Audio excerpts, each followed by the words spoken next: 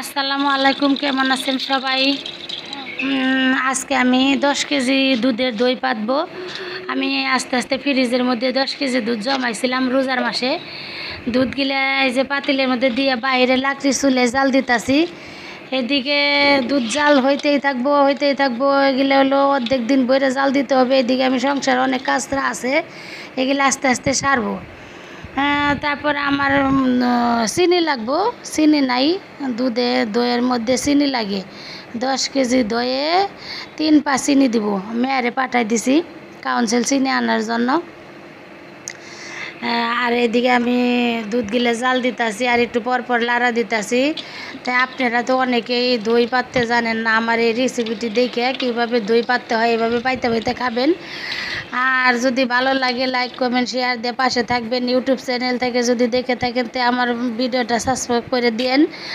আর আমার পেজে নতুন নতুন রেসিপি এভাবে পেতে ঘুরে দেখে আসবেন।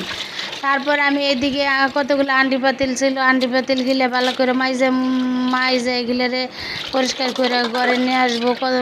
ঘর বাড়ি ঝাড়ু দিলাম। এদিকে একটু পরপর যাই আমি দুধ গিলারে লাড়াচাড়া দেই।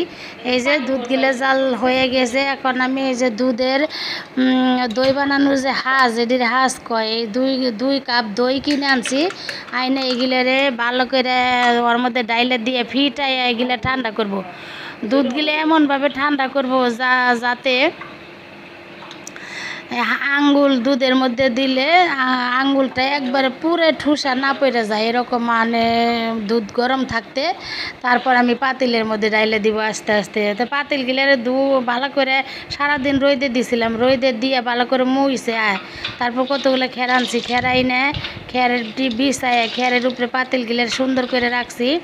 রাইকে আমি এই যে দুধগুলো ঠান্ডা করে অনেকে একে আস্তে আস্তে পাতিলের মধ্যে দুধগুলো ডাইলে দিব। তো আপনারা দেখতে থাকেন।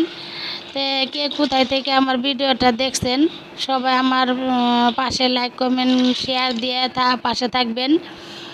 আর নতুন যদি ভুল হয়ে থাকে মাফ করে দিবেন। তো চলেন দেখি এখন আমি এই যে পাতিলের মধ্যে একে একে দুধগুলো সব ডালবো।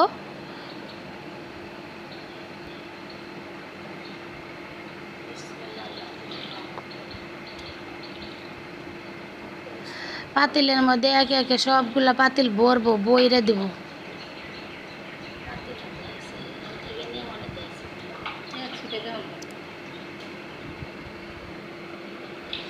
আপনারা অনেকে দুধ দিয়ে দই পাততে জানেন না। অনেক দেশে এই রেসিপি দেখে দই পাইতে খাবেন। হাতে পাতা দই অনেক মজা। এই যে দেখেন আমার দইগুলো কি সুন্দর জমছে, দেখছেন? এই অনেক সুন্দর জমছে। এভাবে তো কিনে আনলেও এরকম জমে না। আর কালারটা হয়েছে কিসের জন্য জানেন? কালারটা হলো আমি দুধের মধ্যে খাস তেল দিছি, একটু খাস তেল দিলে কালারটা সুন্দর হয় দইয়ের। দেন কি সুন্দর হয়েছে আমার দইগুলা। তারপর আমি এদিকে আমার দইগুলা ঠান্ডা করে পাতিলের মধ্যে দিয়ে সব অনেকগুলো কাজ করলাম। সকালবেলা এই যে মুরগির বাচ্চা কতগুলা এগুলো ছাদে থাকে, এগুলারে বের করে ছাদে মশারি নিচে রেখে আসলাম। তারপরে দেন কি সুন্দর পরিবেশ, বাচ্চাগুলোও কি সুন্দর।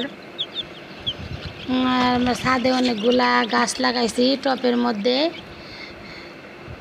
এইদিকে আমি এই যে দুধগুলো কিন্তু আমি ঠান্ডা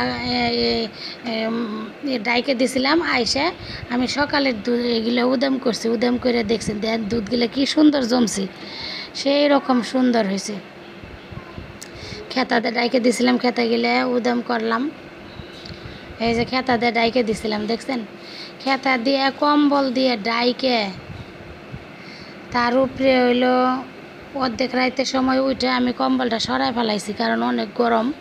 এখন খালি খেতে রাখছিলাম।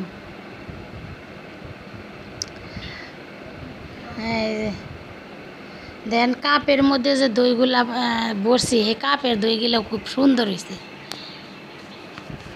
আমি আসলে যে কয়দিন দই পাচ্ছি প্রতি 3-4 দিন দই পাতলাম, সব দিনই সুন্দর হয়েছে।